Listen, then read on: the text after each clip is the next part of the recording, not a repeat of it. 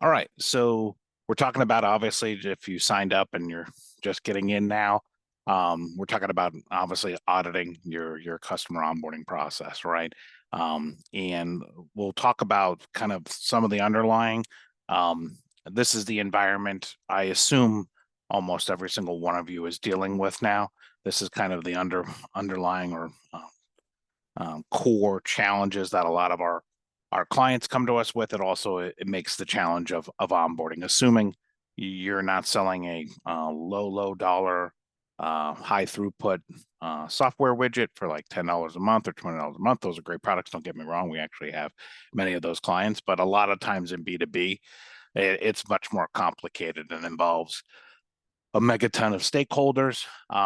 So there's hearts, minds, and opinions on both sides of the equation here. So you're on the left side if you're looking at the screen right now, and then your client is on the right hand side. And I'm being gracious here. If your product is over 15,000 or project or service you're selling, we have many examples of where on the client side there's 30 plus people. And so it just is a many to many relationship.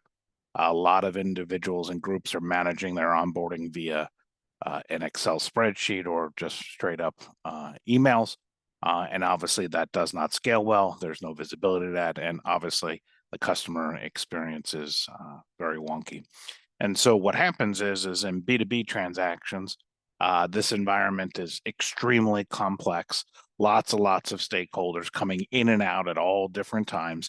And ultimately, as an onboarding leader or somebody responsible, I know there's many different types of companies come to these webinars, but sometimes onboarding falls under sales, sometimes onboarding falls under account management or CS, et cetera, depending on the size of your group. We literally work with two-person companies all the way up to obviously Fortune 500s. And it's just ultimately how do you herd everybody and get communication and collaboration on the mission at hand. But I will continuously say during this webinar, um, optimizing and auditing your onboarding experience is it's a two-way, it's a mutual thing. It's not just what you guys optimizing or optimizing your team. It's very much your client base collaboratively working with you to make your onboarding continuously better. And then, of course, eventually maybe even segmented to certain personas, and I'll touch on that a little bit. But again, the underpinning, the core reason why there's a lot of problems in B2B customer onboarding is because of this. And I say this, I've said it maybe too long, but I'll throw it out there. Um, the expectation when you buy a pizza pie is you want to see it go in the oven. You want to know when it gets to the Uber Eats driver. You want to track that all the way around the corner, and then wham, it's at your building. But when you're in B2B and you're doing a 50 or $1 million transaction, there's absolutely no visibility typically on how onboarding is going, right? That's how crazy it is. So let's jump into it. So you kind of have the framework, obviously, for the environment, a lot of complexity there. So step one, and I'm going through 7 steps here. A little heavy content, but why it's heavy content is I'm going to share this with you. So I'm not going to read clearly everything to you, but it's really what's going on, and you'll kind of get the vibe. But ultimately, you're sitting there maybe, why am I here? Well, that quote, that's a pretty interesting quote from Reuters, that 89% of customers are frustrated during their onboarding. And of course, 13% will churn out. We have customers that come to us where they're churning out more than that, 20% or north, because you never get a second chance to make a first impression. I don't know what commercial that was, but rights management, if I'll pay the quarter for saying that. But ultimately, you get the joke. Is onboarding is extremely important in any company, clearly, but in growth companies and companies that are continuing to grow or wanting to ramp up for exit or obviously just maximize your profitability. It's kind of, and work with me here. Many of you do this role. We have a product in this space. Frequently, handoffs and onboarding is kind of second guessed or not primary. A lot of times it's the fun stuff like let's bump sales up, yay, right? Let's work on marketing, yay. Let's build more product engineering, yay. But the reality is there's a mission critical piece to the enterprise, which is called onboarding, and ironically involves typically a lot of the times all of those people also, right? So I like to set that kind of framework because it is mission critical. It's not just, oh, just onboarding and let's get them using our tool, or if you're doing, we'd have a lot of professional services and project types of clients, right? It's mission critical that there's a smooth transition from signing the line that is dotted and getting them introduced, kicked off, and obviously meeting their needs.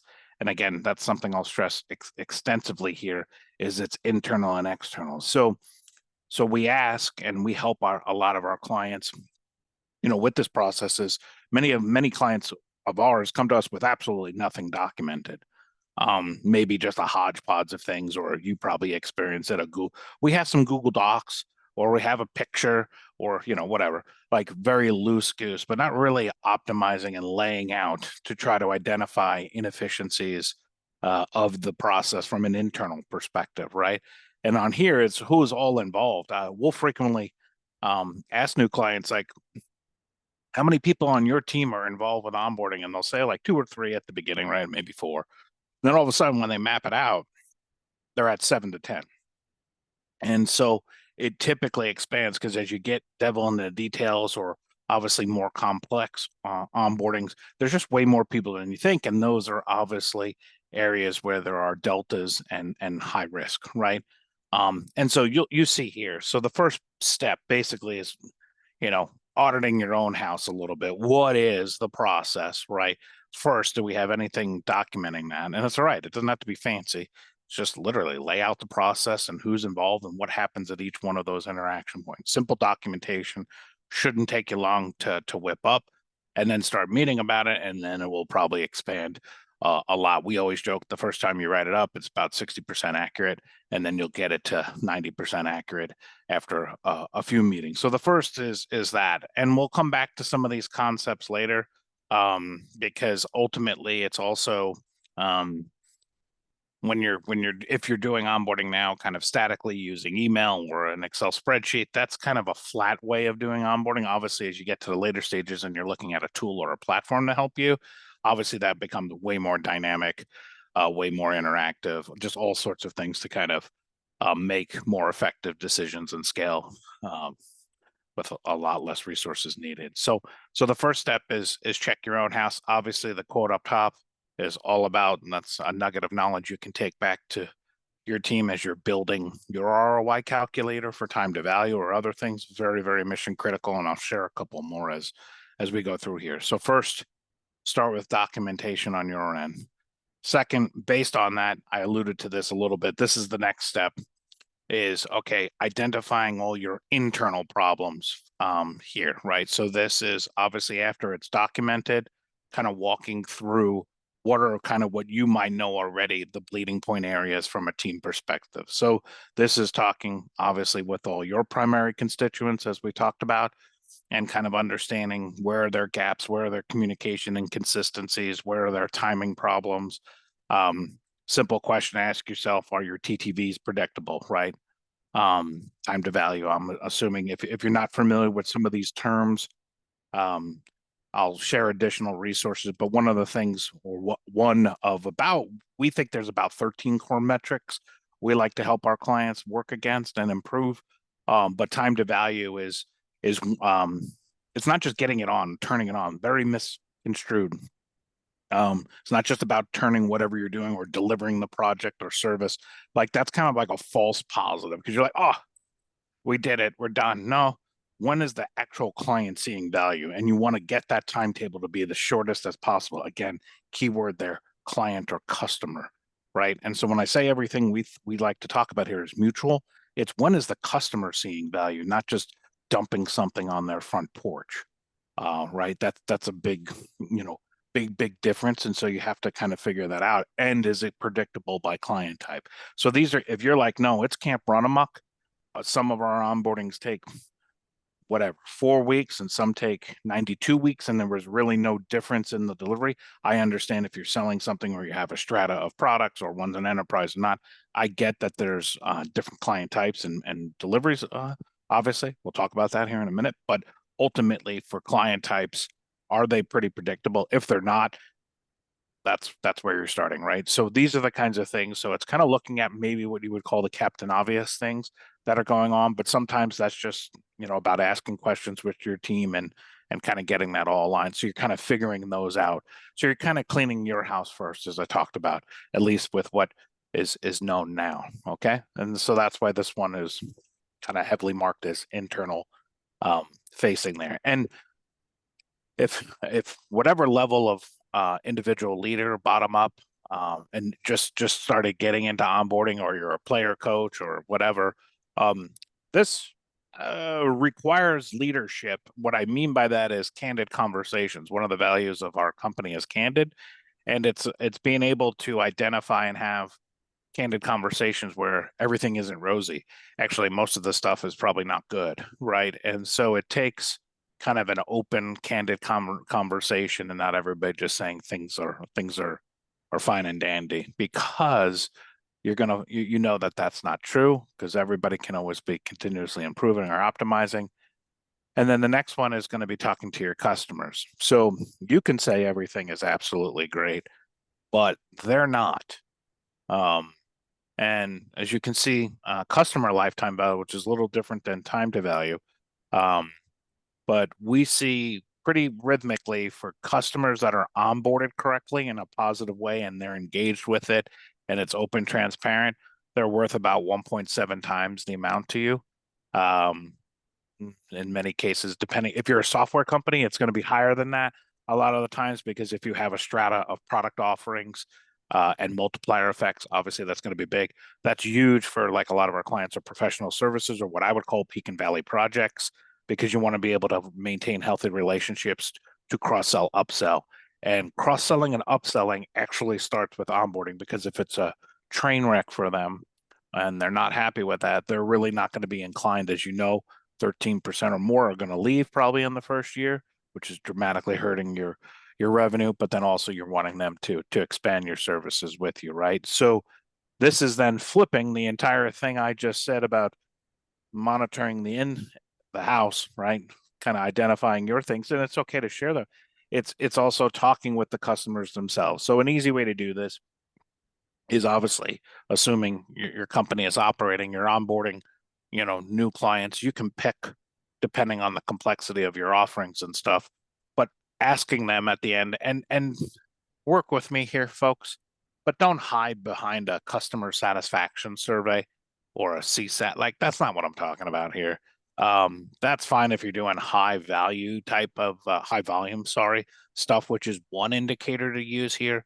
But go talk to people for real and frame it correctly. You'd be amazed how much people are willing to be transparent with you about things if it is framed correctly, as obviously we're utilizing this feedback to be better and to grow and to obviously continue to work with you and scale with you with additional things. Again, these are candid conversations to really improve your onboarding process, because the little known dirty fact of kind of all of this and every onboarding, no matter what you're selling, is nobody knows what they don't know.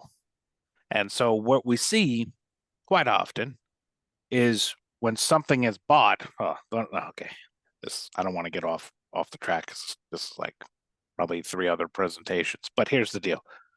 And a lot of times in complicated B2B sales, the solution is purchased without anybody who's actually really involved. Like, a lot of times, like, there's missed decisions or expectation misalignment, all sorts of things. Maybe some feedback was in there, but then when you're actually getting into the onboarding, it's almost in essence like reselling a little bit, right? And re-educating. And you want to make sure that what you're deploying is actually solving the problems that the individuals originally thought. But sometimes when things are being sold, there's misalignment there, and it's really not the true problem that they're having, or it's tangential or a cousin or whatever. You guys know what I'm getting at here. And so when you're starting to onboard, you need to make sure that you're level setting there, making sure that the problems you're going to be solving for them and deploying against are going to actually solve their problems, which goes back to the time to value so that you can focus on the things that are going to solve problems for them so they're happier, faster, and there's better alignment, okay?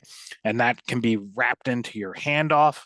Some groups really suck at handoffs. They're like, the contract was signed. It's like, great, Timmy, go call Tammy, and that's it. There's like no information share. There's no real bleeding points, right? Like, you got to be very, very careful here.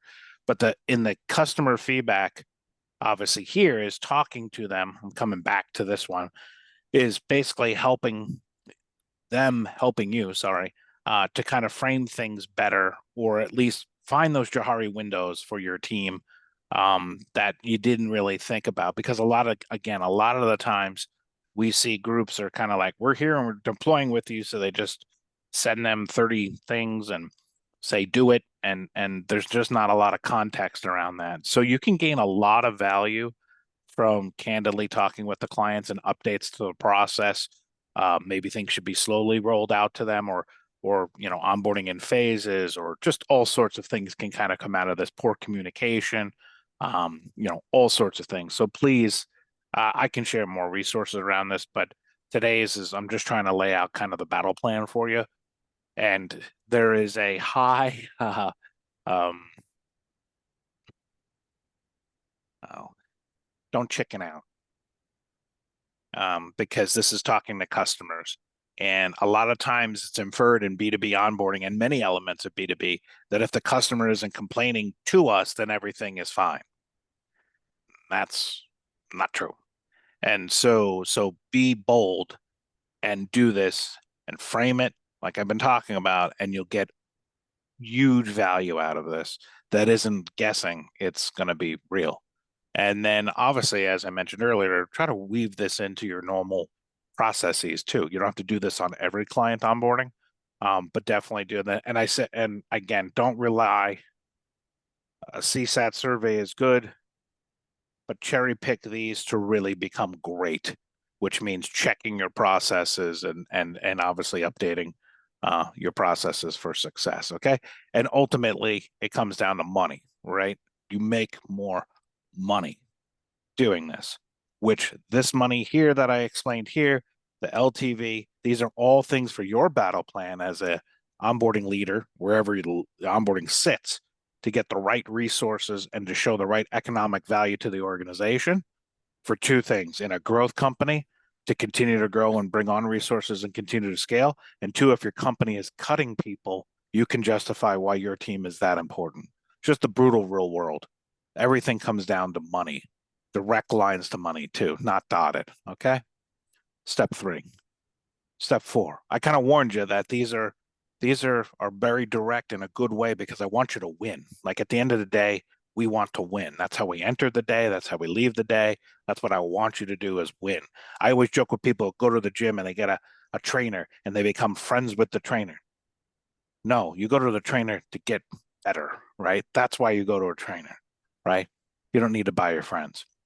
All right, step 4, meeting B2B expectations here. So this is, I kind of alluded to it with the pizza or the pizza pie analogy at the beginning, but many high percentage, that's why 89% struggle with onboardings, is a lot of the clients are not meeting their expectations because those clients live in the world we all live in, which is an on-demand world. Netflix, I can do anything when I want to do that. Everything is highly personalized to me. I know when things are going on, right? The system should be helping me be better, right? So the client expectations, right? I think everybody can laugh here. I'm 48. So it's like, everybody, can you just make e-commerce work like Amazon, right? Like, that's the expectation, right? Like, unbelievable purchasing, right? Like, unbelievable experience. It's the same thing in B2B onboarding. Like, your clients just expect more, and they expect that your business is organized and well prepared to take on their account, and that you're going to meet their needs at a high level, right? And they want to feel like there's an experience here that meets their expectations. You just sold them, and some of your sales cycles could have been 2 years. Some of them could have been, 6 months. It's all over the board. I get it. but you've put a huge amount of money into convincing and demonstrating how you guys are the right selection and the right choice. You don't want to flop right after that, right? So you need to be thinking about the personalization. I'm going to touch on that a little bit more because there's different layers of that, which is very, very important. But at least matching what you guys have been emulating out to them during that sales process, and just quite frankly, the expectations. Um, uh, it's like, yeah, it's like Biggie Smalls, like more money, more problems. It's the same thing. It's more money and the higher expectations. The whole entire thing. There's a difference between single A baseball and the majors. Act like it, right? Like that's the difference, right? Okay, that's the expectations. So big as you're going through this in your auditing. Step five, clearly you knew this one was coming. I don't think this is out of right field for anybody on this call, but clearly this is what we dedicated our lives against, right? Is basically looking at the challenges of complex B2B environments and then obviously continuously modernizing antidotes to win. And so a lot of these themes come back to what I talked about is the mutual expectation. Like any of our clients and any success in onboarding in B2B space is it's not a one-sided activity. It has to be a two-way, meaningful, clear expectations on both sides, and then processes to execute that, create visibility, and hold people accountable, right? Like there's a lot of things here, and we just have to own it, that to work, to onboard in the modern day where all organizations are sometimes siloed, they're all over the country or the world, right?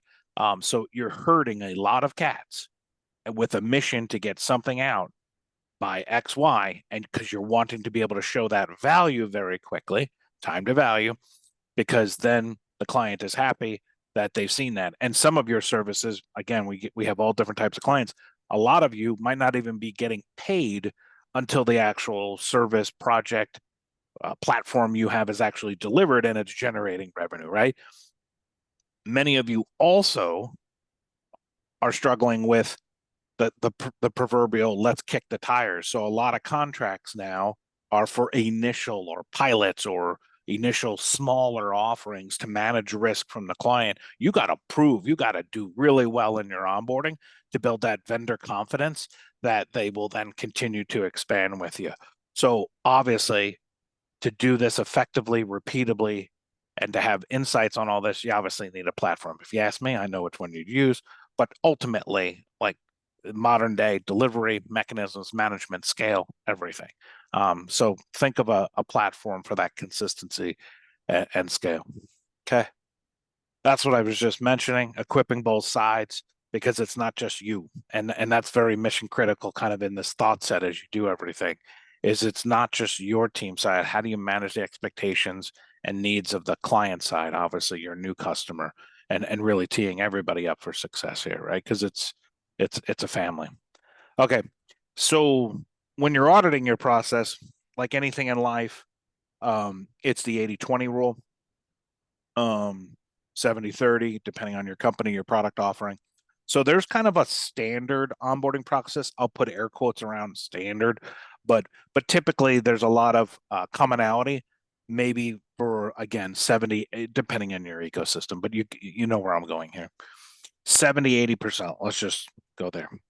So what that means is maybe the base onboarding is the same, but then by client type or by client vertical or by client internal environments, there's going to be a 20 to 30% at minimum kind of bifurcation or need to be more customized to them because of what they're doing or what industries they're in. So let's say you're doing a project for a construction company and a project for a hospital. There's going to be kind of different requirements, excuse me, of onboarding them into your ecosystem. 70% common or 80% common, 20 to 30% customized. So you got to be able to do that at scale and be able to kind of map all of that so that you can provide what feels like bespoke experiences, but they're obviously all pre-templated. You'll hear like playbooks, things of that nature. Of course, that's what I'm talking about. But then they also have to be kind of broken out. So we see a lot of clients that try to do one size fits all. It just doesn't work. Plus, it doesn't set the right expectations of the customers. because you've all been there, like you're answering questions or you're doing things that make no sense for your vertical, right? Or your industry, right? Things of that nature. This also, if you are a client, sorry, a business that has multiple product lines, multiple product offerings, multiple service lines, right? Each one of those service lines are splinters to your onboarding process. And in many cases, you might be deploying two at a time, one at a time, but then you're looking to additionally roll out additional things over time, right? And so that's a big piece. Something happened on my screen there. I don't know why. It doesn't look right. But nonetheless, you get what I'm talking about there. So there's that level. There's that level of personalization. We also have a lot of clients, um, depending on their deployments, there's an overarching onboarding experience, but then they're very concerned about specific people during the onboarding process, like the CFO, the COO, or whatever. And so there are sometimes, based on the personas of the people, specific micro onboarding processes around there and additional things around them. So think about that. A lot of times that's the person who has cut the contract. So Tammy has cut the contract and she's the CFO. So how do we make sure she's aware of the onboarding process, how things are going, and then potentially she has some things to do if there's a migration, and then of course immediately time to value and impact, so she could say, hey, I made the right choice picking you guys for this consulting project, this software deployment, or whatever else, right? Very, very important. It's not just real tight in one experience. So of course you need infrastructure to do that. The last but not least of the 7 steps is measuring your performance. And so this kind of comes back to, I started the whole thing with, we really don't see optimization as a single event. Obviously, there's a lot of things you need to be tracking to show the measurements of success on both sides of that equation. And so part of systematizing, aka a platform and or auditing your process for continued auditing, there's got to be a lot of things that you need to measure. And like I said, we have about 13 that we think matter. Out of those 13 that matter, 6 matter more. Yes, I can say that, right? There's 6 that matter more. Some of those are on the screen here. It depends on what you're doing. So they kind of change out depending on your product offering and or service. But that's what we help, of course, measure and help you get meaningful results against. But these are all, I'll share. There's another webinar I've done on those 13. We have many resources on that. I'll include those in my follow-up email here. But ultimately, with everything you're doing, you want a baseline, and it's okay. Some of your numbers are not going to be good. That's awesome. That's like literally awesome. Why is that awesome? Because you're probably telling the truth. Like your team is probably telling the truth, which is awesome. And then from there, it's building. So again, the mindset has to be, we just want to continuously get better. And so if we start measuring, these aren't measurements to slap people's hands or fire folks. That's not the point of anything. What we want is customers to be happy and for them to win. If they win with our product and solution and they're happy, they're going to do it more, right? So ultimately, that's what we're trying to do here, is what are the key things we can help you measure and drive against that makes your team more successful. And success can look many different ways. And I'll leave that up to you, because whether that's financially, team spirit, culture, the clients are, I mean, there's thousands of things to rally your team against. And this helps you do that from a continuous, growth perspective of your enterprise.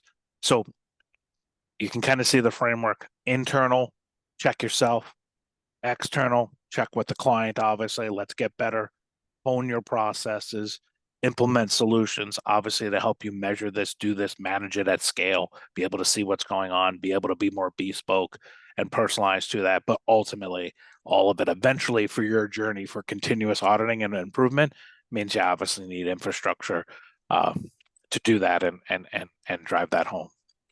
I appreciate everybody's time. I do this almost, I think, on every webinar. I think almost every. I'll obviously share the feedback, try to keep us on schedule here.